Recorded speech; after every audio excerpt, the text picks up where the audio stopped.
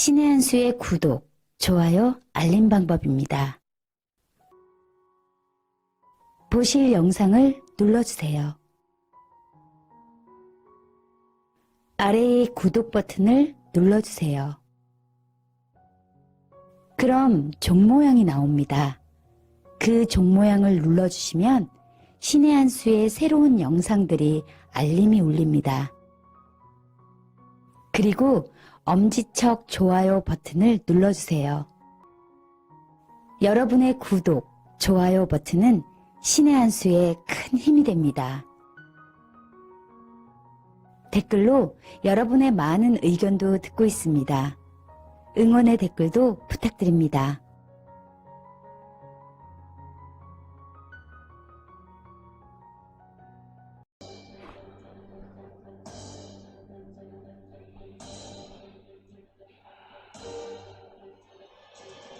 안녕하십니까, 신의 한 수 홍철기입니다. 4.15 총선에서 문재인 정권을 심판해야 대한민국이 살아납니다. 총선 무조건 이겨야 됩니다. 이제는 뭐 더 물러설 수가 없습니다. 승리 전략을 오늘 갖고 나온 분이 있습니다. 자유한국당 용인수지에 공천 신청한 김정기TV 김정기 박사가 총선 승리 전략을 알려드립니다. 안녕하십니까? 안녕하십니까? 예, 오늘 공천 신청하셨다고요? 예, 오늘 역사적인 날입니다. 드디어 제가 경기도 용인 수지 지역에 공천을 신청했습니다. 예. 그래서 제가 황교안 대표가 종로에 출마하셔서 서울 선거를 견인을 하고 저는 경기 선거를 견인하기 위해서 밀알이 되기 위해서 출사표를 던졌습니다. 예. 정말 용인 한 10년 이상 사셨다고요? 예, 10년 됐습니다. 예. 그리고 제 처가의 고향이 예. 용인이고요. 예. 제 정조부부터 조상 대대로 살아왔던 고향이 또 용인입니다. 예. 낙향 선비라는 낙향 말씀이네요. 선비 집안입니다. 예. 네. 아, 그러니까 뭐 결론적으로 말씀드리면은 예. 용인의 사위이자 예. 용인의 손자 이렇게 얘기할 수 있겠네요. 그렇죠. 그런 셈이죠. 아, 역시 우리 홍 부장님 예술적인 언어 표현 능력을 구사하고 계십니다. 과찬이십니다. 어쨌든 그럼에도 불구하고 수도권 선거는 기본적으로 바람 아니겠습니까? 바람이죠. 예. 그러기 위한 수도권 선거에 대한 승리 비책. 사실 제가 아까 귀뜸을 들었는데 비책이라기보다는 모두가 알고 있는 건데 그렇죠. 얘기를 못하고 있는 거더라고요. 맞습니다. 그러니까 4.15 총선 비책이라는 것은 4.15 총선에서 승리를 한다는 것은 원내 가반의석 확보잖아요. 예. 가볍게 할 수 있습니다. 예. 어떻게 하는가 하면요. 경기도 122개 국회 의석 중에 지난번 20대 총선에서 우리가 35석에서 지금 31석 남았는데요. 예. 요것을 그러니까 거의 한 30% 득표를 한 거잖아요. 예. 그런데 이걸 50%로 만드는 거예요. 예. 30%를 50%로 만들면은 122석 중에 61석이죠. 예. 수도권에서. 그렇죠. 예. 지금 31석이니까 몇 석이 늘어나죠? 30석이 늘어나죠. 예. 그 다음에 부울경입니다. 그렇죠. 부울경이 전체 의석이 40석입니다. 네. 40석인데 70% 했어요. 예. 지난번에. 그러면 몇 석이에요? 28석이죠. 예. 이것을 90%를 하는 거예요. 부울경 90%요? 그러면은 36석이죠. 예. 그럼 8석 늘어나잖아요. 예. 합쳐서 거의 40석이 늘어나죠. 예. 사실은 우리가 수도권에 대표해도 자유한국당 기본이 100명이 넘어가잖아요. 예. 그러면 고등 산수가 아니더라도 보통 산수를 해도 예. 150석이 됩니까? 안 됩니까? 할 수 있을 것 같은데. 할 수 있잖아요. 예. 그러면은 어떻게 수도권에서 50%를 확보하고 부울경에서 90%를 확보하느냐? 예. 사람입니다. 예. 수도권 선거를 견인하는 것은 종로 선거예요. 아, 종로 선거. 종로 선거 결과가 수도권 선거 결과의 바로 밑입니다. 예. 성패는 물론이고 우리 당 후보가 종로에서 득표한 만큼 경기도 평균이 비슷하다니까요. 예. 수도권 평균이. 예. 그러니까 수도권에서 황교안 대표가 출마를 해가지고 소위 말해서 득표율을 올려서 네. 승리를 하게 되면은 경기도, 인천, 서울 선거는 뭐 끝난 거죠. 그런데 지금 황교안 대표가 종로 안 나올 것 같다라는 보도들이 계속 나오고 있잖아요. 그거는 정말 이 패배주의자적인 시각이라고 생각합니다. 황 대표께서는 그런 생각을 하시진 않겠지만은 최근에는 그랬잖아요. 아니 용산을 가야 된다, 뭐 영등포를 가야 된다, 양천을 가야 된다, 소위 있지도 않는 한강벨트 네. 안전지대를 찾아서 해야 되겠습니까? 안 되죠. 안 되잖아요. 예. 요 최근에는 용인수지도 나왔습니다. 예. 이거는요 기본적으로 4.15 총선을 포기하겠다는 패자적인 발상이에요.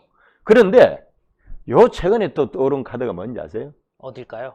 그거 가지고 비웃음의 대상이 되니까 손수조, 문재인, 부산 사상구 선거 아시죠? 예. 그때 소년 다윗과 거인 골리앗의 싸움이었잖아요. 예. 이게 소위 말해서 물빼기 작전, 그렇죠. 김빼기 작전, 예. 힘빼기 작전이거든요. 예. 그래가지고 아무것도 없는 무스펙의 여성 청년 손수조를 공천을 했잖아요. 네. 그런데 현실적으로 차기 대권 주자인 문재인을 잡겠습니까? 못 잡는 거죠. 못 잡는 걸 떠나서요. 예. 그 당시는 완전히 패배를 해버리고 예. 문재인 자체가 그때 원내 진입을 해서 그렇죠. 그 이후에 얼마 안 대통령까지 오게 된 거 아니에요. 얼마 안 있어서 대통령 출마하면 했고 재수해가지고 된 거죠. 그런데 소년 다윗과 거인 골리앗의 싸움이 우연히 이루어진 게 아니에요. 무조건 나이가 어리고 소년이고 청년이라고 해서 시니어를 잡는 게 아니고요. 당시에 다윗은 천재 소년이었습니다. 네. 그리고 상대방인 골리앗의 아킬레스건이 있잖아요. 네. 어킬리스 텐던이라고 해서 아킬레스건 치명적인 약점을 천재 소년 다윗이 깨뚫고 그거를 집중 공략해서 게임을 끝내버린 거예요. 그렇죠. 그러니까 무조건 청년 갖다가 쓴다고 해서 소위 말해서 비대칭 전략의 일환으로서 선거를 치른다. 그거는 너무 순진한 생각이에요. 아니 사실 뭐 당이 작아가지고 예. 군소 정당이라 어쩔 수 없이 비대칭 전력을 쓴다는 건 이해가 그렇죠. 돼요. 마치 맞습니다. 북한이 미국을 상대로 비대칭 전력을 확대하는 거랑 네. 같은 거잖아요. 그런 거죠. 근데 사실 대한민국의 제1 야당이고 네. 어떻게 보면 수권 전당이라고 할 수 있는 자유한국당이 네. 비대칭 전력을 쓴다는 것은 좀 문법과는 다른 거 아닙니까? 만일에 소년 다윗과 같은 천재 소년을 수입할 수만 있다면은 네. 정말 비대칭 전력이 이 지금처럼 어려운 선거에서는 중요한 전략이죠. 네. 근데 황교안 대표 지지율 보니까요. 네. 이낙연이랑 비교해서 보니까 이낙연은 50%가 넘는데 황 네. 대표는 30%도 안 되잖아요. 아, 원래 여당 후보들은 한 5% 정도 마이너스를 해야 되고요. 예. 야권은 특히 샤이 보수들이기 때문에 5% 숨겨져 있어요. 예. 그래서 실제로 그거 빼고 나면 10% 줄어들잖아요. 예. 또 한 가지는 최장수 국무총리로서 이 현재 정권의 2인자잖아요. 네. 그리고 2인자 이미지를 가지고 대권 선호도 1위를 달렸기 때문에 사실 따끈따끈하잖아요. 그렇죠. 그래서 아직까지 여전히 거품이 있는 거예요. 예. 그런데 황교안하고 전선을 형성해서 단일 대우가 굳어지면은 예. 그때는 거품이 다 빠져나가면 한 10% 정도 또 빠져나가고요. 마찬가지로 황교안 대표가 최종적인 결심을 종로로 하게 되면은 또 풍선 효과가 있어요. 그렇죠. 그럼 또 거기 한 10% 갖다 대면은 팽팽해진다니까요.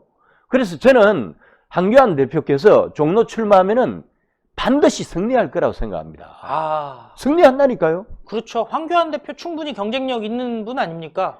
아유, 정세균 때 왜 안 됐는가 하면은 거기서 삼선 의원에 했던 박진 전 의원하고 초선 의원에 했던 정인봉 전 의원 이 두 분뿐만 아니라 오세훈도 가서 한번 떨어지고 뭐 이명박도 거기 또 위원장이었고 그냥 해가지고 소위 말해서 자유보수 우파를 지지하는 세력들이 사분오열이 돼버렸어요. 네.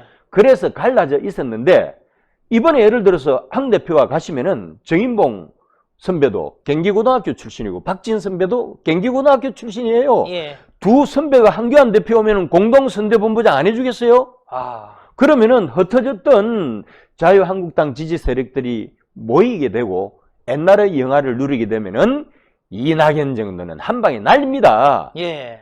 아니 천하의 황교안이 자유보수 우파의 수령이라고 할 수 있는 황교안 대표께서 끝까지 이낙연 정도, 이낙연은 망통이에요. 예. 아니 공천이 뺏긴 호남에서 사선하고 그 다음 호남에 얹혀서 사는 문재인의 임명을 받은 국무총리, 예. 물총리 정도를 놓고 무서워서 도망가서야 총선 승리가 보장이 되겠어요?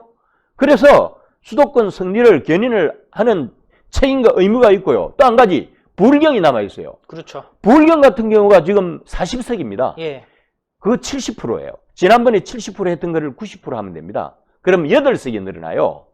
그럼 합쳐서 한 40석 정도가 늘어나잖아요. 예.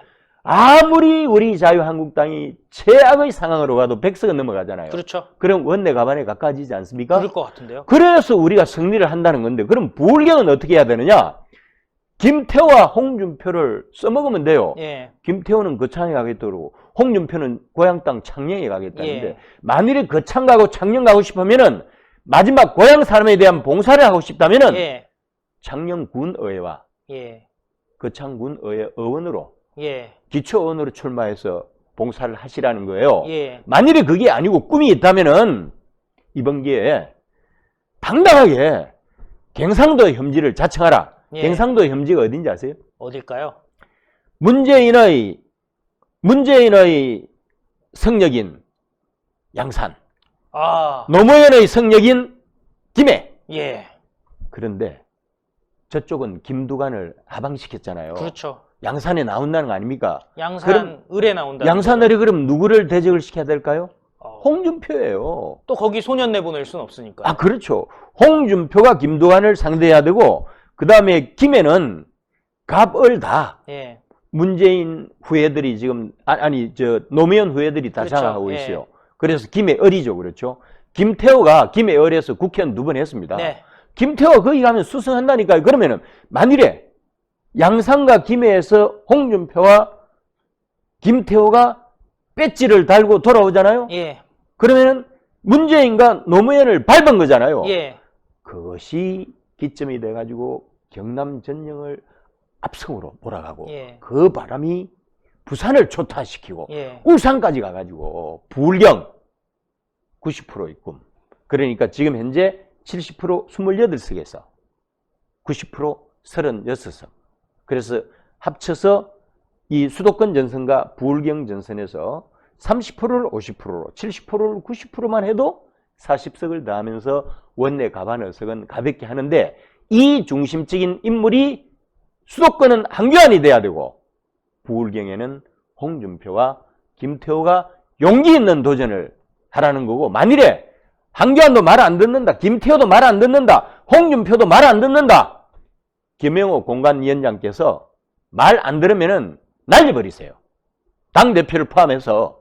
그래서 공관위원장의 강권으로 한교안 대표를 무조건 전략공천 종로, 홍준표, 양산, 김태호, 김해. 그러면은 선거는 끝나는 겁니다. 예. 오늘 말씀 감사했습니다. 감사합니다. 예. 승리하기 위해선 뭉쳐야 됩니다. 가용한 모든 자원을 동원해야 됩니다. 그렇기 때문에 자유한국당 그리고 보수의 대표주자들이 선거를 이끌어가야 합니다. 김정기 박사의 총선 도전도 그런 선거 전략의 일부분으로 저는 이해를 했습니다. 많은 관심 부탁드리겠습니다.